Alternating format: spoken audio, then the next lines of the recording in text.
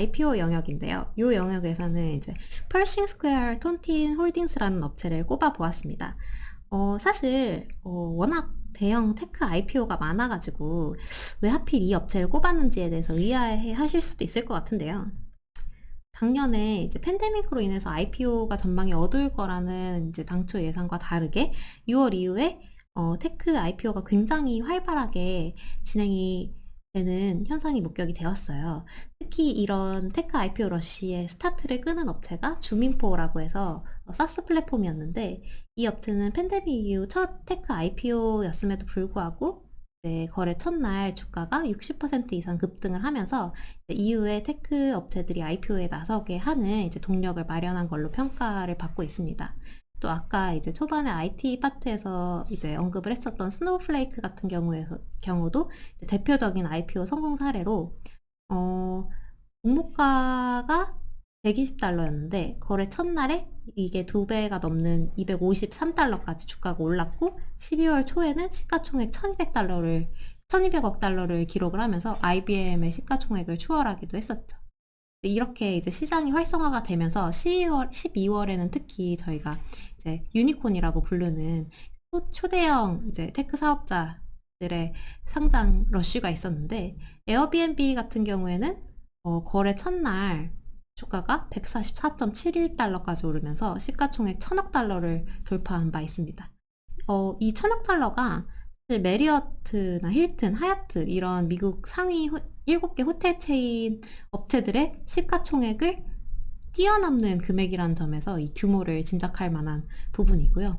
그 외에도 도어대시라는 푸드 딜리버리 업체도 상장을 했는데, 이 업체 같은 경우에는 푸드 딜리버리 영역 자체가 굉장히 경쟁이 치열하고 이제 수익성이 낮은 걸로 유명한 영역임에도 불구하고 공모가 102달러에서 출발해서 첫날에 189달러 이상까지 이제 가격이 상승하는 이제 굉장히 좋은 성과를 낸 바 있습니다. 근데 문제는 이런 테크 IPO 성공 사례들에 대한 평가가 좋지만은 않다는 데 있어요. 물론 이런 테크 IPO들의 높은 주가를 저금리 환경에서 성장주에 대한 관심이 높아지고 테크 기업에 대한 선호도가 높아졌다 라는 이유로 분석을 해볼 수도 있지만, 동시에 이게 IPO를 주관하는 그 투자은행들이 자기 고객들한테 첫날 높은 수익률을 보장하기 위해서 공모가를 지나치게 기업가치 대비 낮게 책정하면서 이렇게 첫날 주가가 급등하는 현상이 일어난 게 아니냐라는 비판도 제기가 되고 있는 건데요.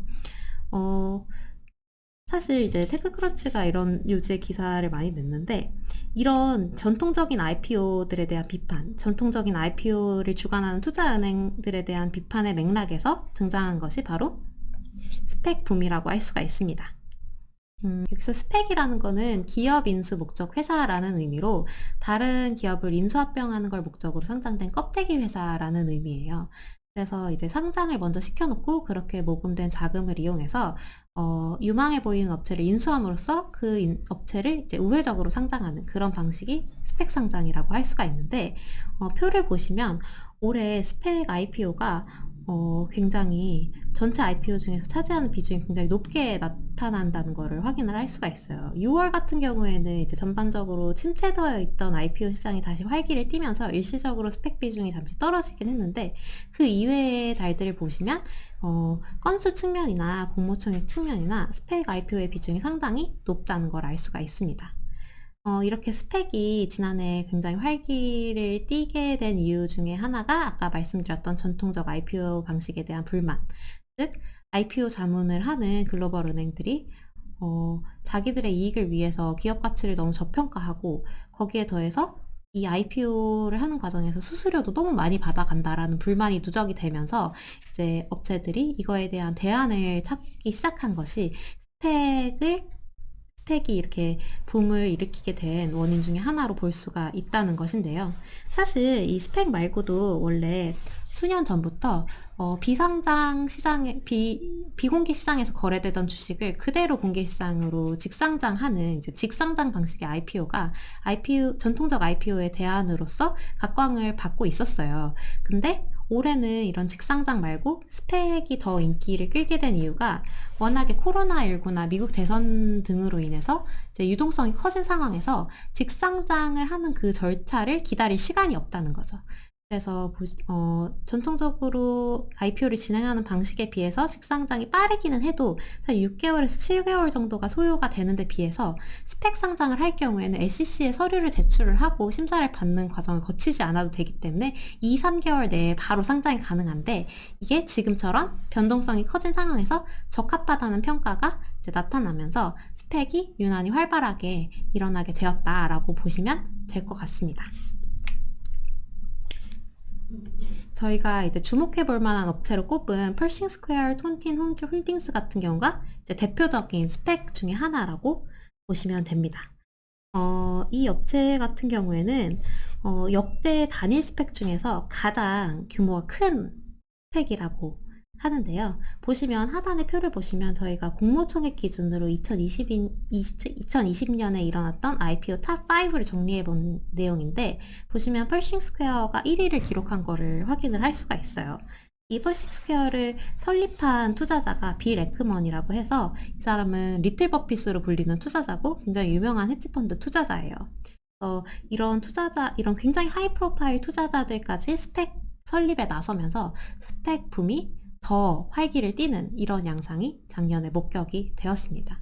이 빌 에크먼 외에도 차마스 팔리하피티아라는 투자자도 스펙을 굉장히 활발하게 창업하는 걸로 유명한데, 이 투자자 같은 경우에는 복스나 슬랙에 투자한 바 있는 투자자로 유명하고 총 6개의 스펙을 설립을 했어요. 그리고 이 스펙들 중에 상당수가 굉장히 유망한 스타트업들, 그러니까 오픈도어라든지 알파벳이 투자했던 헬스케어 업체인 클로버 헬스라든지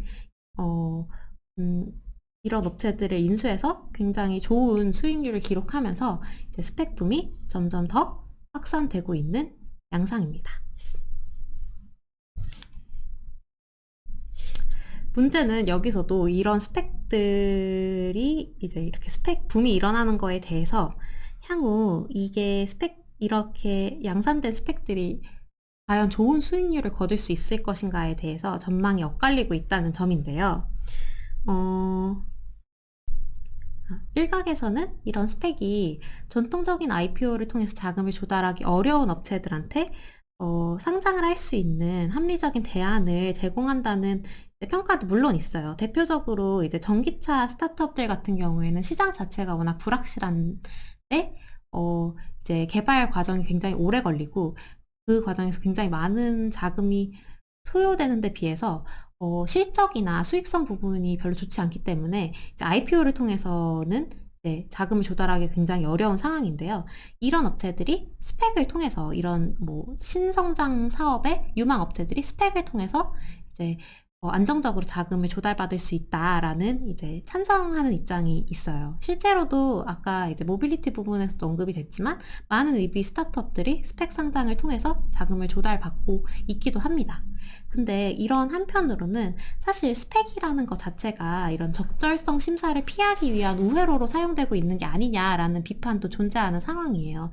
그러니까 스펙 상장이라는 것 자체가 이렇게 굉장히 단기간 내에 상장을 할 수 있어서 선호가 된다고 했었는데, 단기간에 할 수 있는 이유가 사실 SEC의 심사를 받지 않기 때문인 거잖아요. 그래서 그 과정에서 이제 부적절한 업체들이 걸러지지 못하고 상장돼서 투자자들을 호도하는 게 아닌가라는 비판이 제기가 되고 있는 것입니다. 이제 대표적으로 니콜라 같은 경우에는 이제 이 업체 같은 경우에는 연초에 스펙 상장을 해서 이제 제2의 테슬라라고 불리면서 굉장히 각광을 받았던 업체인데, 주가도 그래서 스펙 상장 당시에 굉장히 크게 올랐었어요. 근데 문제는 이 이후에 니콜라가 투자자들에게 자기 제품의 성능을 과장 광고를 했다. 이제 성능을 속이고 아직 제작되지 않는 프로토타입을 마치 제작된 것처럼 이제 사기를 쳤다라는 혐의가 제기가 되면서 이 CEO가 아예 이걸 인정하고 사임을 한 상태고 SEC가 이 업체에 대한 조사에도 착수를 했어요. 그러면서 주가도 원래 스펙 상장 당시의 어떤 가격보다 훨씬 낮은, 한때는 절반 이하인 13.75달러까지 추락을 했었고 지금 한 20달러 정도에서 거래가 되고 있는 것 같은데, 이제 굉장히 이제 주가가 폭락을 하면서 이 스펙에 투자를 하게 한 투자자들은 손해를 많이 보게 된 거죠. 그래서 이 니콜라 사례를 두고 사실 스펙이라는 게 이렇게 이제 안정성이 떨어지는 투자 방식이다라는 비판이 이제 제기가 되고 있고, 르네상스 캐피탈에서 내놓은 자료를 봐도 사실 2015년부터 이제 스펙 업체들을 이제 통계를 내보면 그 중에 과반은 아예 인수 대상을 물색하는데 실패를 했고, 인수 대상을 확정을 해서 이제 인수를 한 경우에도 평균 수익률이 마이너스 18.8%로 굉장히 낮다라는 자료를 공개를 했어요. 그러니까 전통적인 IPO들은 이제 수익률이 37.2%인데 사실 그렇게 되면 수익률이 굉장히 저조한 거기 때문에 이 스펙이라는 것 자체가 이제 과연 유의미한 투자 방식이 될 수 있는가, 이게 정말 이제 괜찮은 대안이 될 수 있는가라는 회의론이 분명 제기되고 있는 상황이라고 할 수 있습니다. 그래서 펄식 스퀘어 톤틴 홀딩스를 주목해 봐야 될 이유 중에 하나도 이 업체가 아직 인수 대상을 확정을 짓지 못했어요. 굉장히 큰 규모의 자금을 조달받았는데 아직 인수 대상은 찾지 못한 상태거든요. 이 인수를 이제 에어비앤비를 인수하고자 하고 있다라는 설이 잠깐 돌았지만 에어비앤비는 IPO를 해버렸기 때문에 지금 어떻게 딱히 인수할 만한 대상을 찾지 못한 상태예요. 이런 이 대형 스펙이 과연 인수할 만한 스타트업을 무사히 찾아내서 인수를 하고 그 이후에 적절한 수익성을 내는데 성공을 하느냐가 이제 앞으로 스펙 상장이 직상장과 함께 전통적 IPO에 대한 대안으로 자리 잡을 수 있을지에 굉장히 크게 영향을 주게 될 것 같고요. 그래서 이 업체의 행보를 좀 관심 있게 지켜볼 필요가 있을 것 같습니다. 마지막으로 규제 관련해서는 에픽게임즈를 꼽아봤는데요. 이 업체가 사실 테크 자이언트들이 직면한 반독점 이슈를 가장 상징적으로 잘 보여주는 업체이기 때문에 한번 선정을 해보았습니다. 작년은 유난히 테크 자이언트들에 대한 반독점 논란이 뜨거웠던 해라고 할 수 있는데요. 대표적으로 구글과 페이스북이 각각 작년 10월과 12월에 미국 정부로부터 반독점 소송을 당한 상태예요. 근데 문제는 이들 업체에 대한 이런 법적 규제 움직임이 사실 다른 테크 자이언트들에게까지 옮겨갈 여지가 굉장히 다분하다는 건데요. 애플 같은 경우는 대표적으로 법무부가 아예 구글이 한 대표적인 반경쟁적 행위로 애플과의 관계를 언급하고 있는 상황입니다. 그러니까 구글이 막대한 금액을 애플에 지불하고 아이폰에서 구글이 디폴트 검색 엔진으로 제공되게 함으로써 독점적 지위를 유지한다는 게 이제 법무부의 주장이고, 이런 주장을 그대로 적용할 경우에 애플까지 이제 반독점 수사의 대상으로 올라갈 가능성이 높다는 거죠. 그리고 이런 테크 자이언트 간의 밀월 관계, 이런 부분이 굉장히 이제 미국 정부의 집중 이제 규제 타겟이 되고 있는 상황인데, 애플 같은 경우에도 청문회에서 아마존에 특혜를 준 사실이 드러나면서 굉장히 곤혹을 치른 바가 있어요. 애플 같은 경우에는 이제 원래는 앱스토어에서 제공되는 앱들에서 인앱 결제가 발생할 시에 30%의 수수료를 이제 수취를 하고 있는데, 아마존 프라임 비디오에 대해서만 수수료를 그 절반인 15%로 인하해 줬다는 사실이 청문회를 통해서 드러나면서 이제 다른 미디어 앱들도 왜 우리는 아마존이랑 똑같은 대우를 해주지 않느냐라고 대대적으로 반발을 한 사건이 있었어요. 그리고 애플이 특히 이런 이슈가 많은 게, 페이스북 같은 경우에도 이런 애플의 수수료 관련해서 굉장히 대놓고 자기들이 SMB 대상의 온라인 이벤트 예약 서비스를 출시를 했는데, 이건 SMB들을 돕기 위한 서비스로 출시를 했음에도 불구하고 애플이 30% 수수료를 뜯어가면서 이제 SMB들의 몫을 가로채고 있다, 이렇게 굉장히 강도 높게 비난을 하는 등 아예 이제 애플의 이런 앱스토어 수수료가 굉장히 논란의 중심이 된 상황입니다. 에픽게임즈를 주목해 볼 만한 업체로 꼽은 것도 이런 맥락에서인데, 에픽게임즈가 이런 에픽게임즈를 주목해 볼 만한 업체로 꼽은 것도 이런 맥락에서인데요. 에픽게임즈가 이런 앱스토어 비판 여론을 앞장서서 이끌고 있기 때문입니다. 이 에픽 게임즈 같은 경우에 사실 지난 수년 전부터 이제 애플뿐 아니라 구글과도 이제 갈등을 겪었던 업체인데, 사실 이제 이런 앱스토어를 운영하는 업체들이 30%의 수수료를 이제 수취하는 거에 대해서 계속해서 이제 비판 목소리를 냈던 업체예요.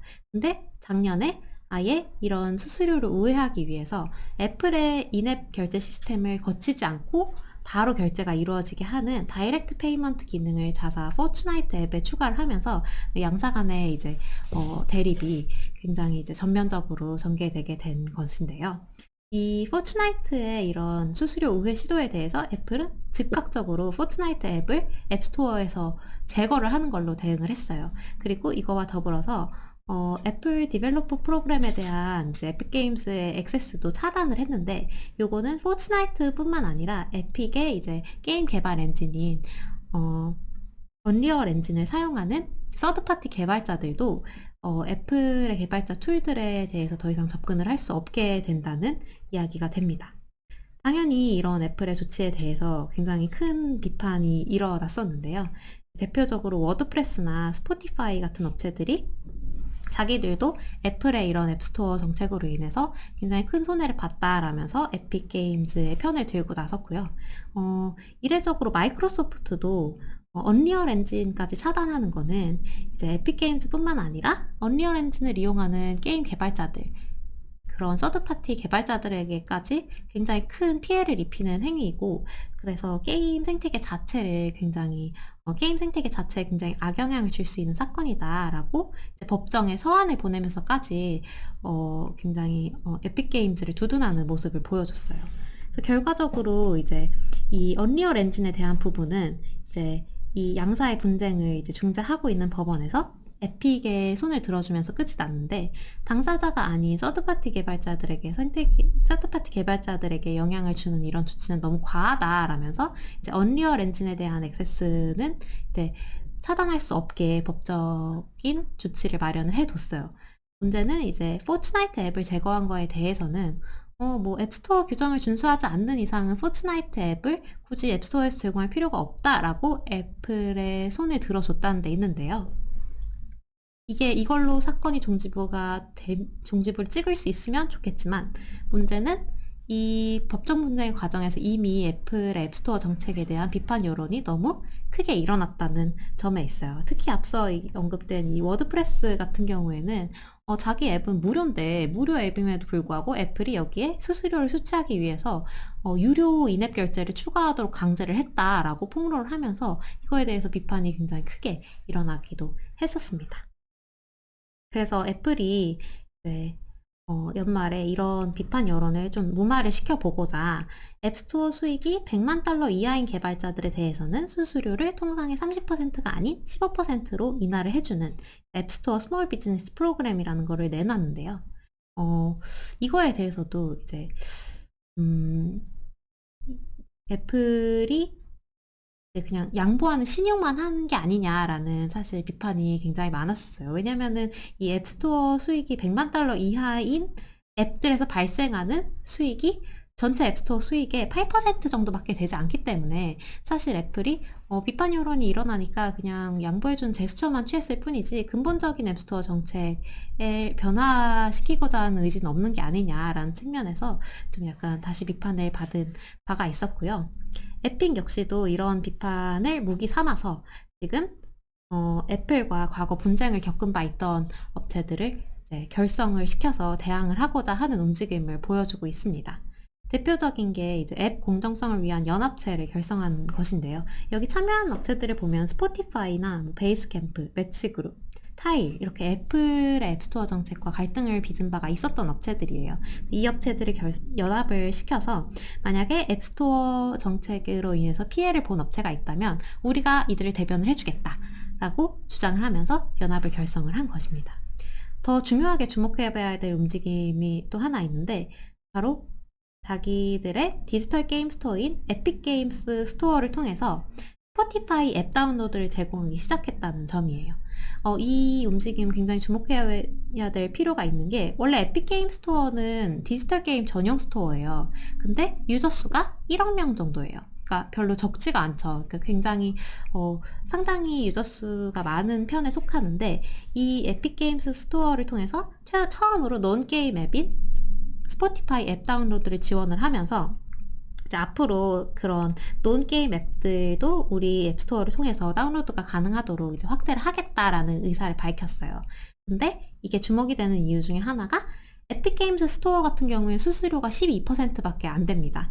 이게 애플이나 구글의 절반 이하 수준인데, 이제 애플과 갈등을 빚은 바 있던 에픽 게임즈가 이렇게 저렴한 수수료를 내세운 에픽 게임즈 스토어에서 다른 앱들, 이제 비게임 앱들도 제공하기 시작했다는 거는 사실상 전 세계 앱 개발자들한테 에픽 게임즈 스토어를 앱스토어의 대안으로 한번 고려해보는 게 어떻겠느냐, 이런 메시지를 보낸 것이다 라는 평가가 이루어지고 있는 것이죠.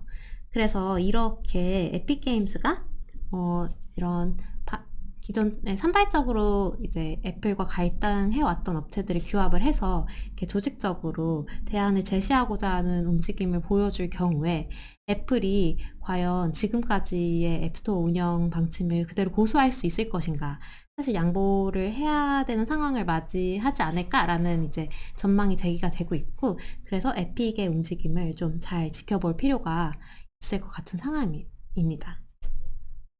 여기에 더해서 이거는 뭐 직접적으로 관련이 있는 건 아닐 수 있지만, 더 하나 이제 변수가 될 수 있는 부분이 바이든 대통령이 취임을 했죠. 이제 취임을 했는데, 바이든 대통령 같은 경우에는 기본적으로 민주당 소속이고, 과거에 테크 업체들을 규제하겠다라는 뉘앙스의 발언들을 굉장히 많이 한 적이 있어요. 특히 통신품위법 230조에 공개적으로 이제 폐지 의견을 밝힌 걸로 유명한데, 이 통신품위법 230조는 이제 플랫폼 사업자들이 자기 플랫폼에 올라와 있는 콘텐츠에 대해서 법적 책임을 지지 않아도 되도록 하는 이제 조항으로서 바이든이 공개적으로 이거를 폐지하고 테크 사업자들에게 책임을 더 엄정하게 물어야 된다라고 발언을 하고 다닌 바가 있습니다. 그리고 최근에 이제 인사를 하는 과정에서 굉장히 월가나 테크 자이언트들에 대한 강경 규제 입장을 취해온 인물들을 이제 요직에 임명을 했었는데, 이런 게 테크 사업자들에 대한 반독점 움직임을 좀 더 본격화하겠다는 신호가 아닌가, 이렇게 해석이 되고 있습니다. 때문에 이제 테크 사업자들로서도 이런 직접적인 규제의 대상이 되지 않기 위해서 눈치 보기를 하지 않을 수 없는 상황이고, 그런 상황을 이제 틈타서 에픽 게임즈 같은 사업자들이 하려는 이런 시도들이 성공을 거둘 수 있을지, 그렇게 된다면 그 여파가 어디까지 미칠지, 이런 부분에 대해서 좀 주의 깊게 살펴볼 필요가 있을 듯 합니다. 네, 이상으로 제가 준비한 부분이었고요. 이제 시간상 생략된 부분들에 대해서는 자료를 통해 확인해 주시면 좋을 것 같고, 저희가 이제 워칭 포인트로 이제 짚어드렸던 부분들 같은 경우에는 앞으로 1년 동안 로아 리포트를 통해서 지속적으로 모니터링을 해드릴 예정이니 많은 관심을 가져주시면 감사하겠습니다. 감사합니다.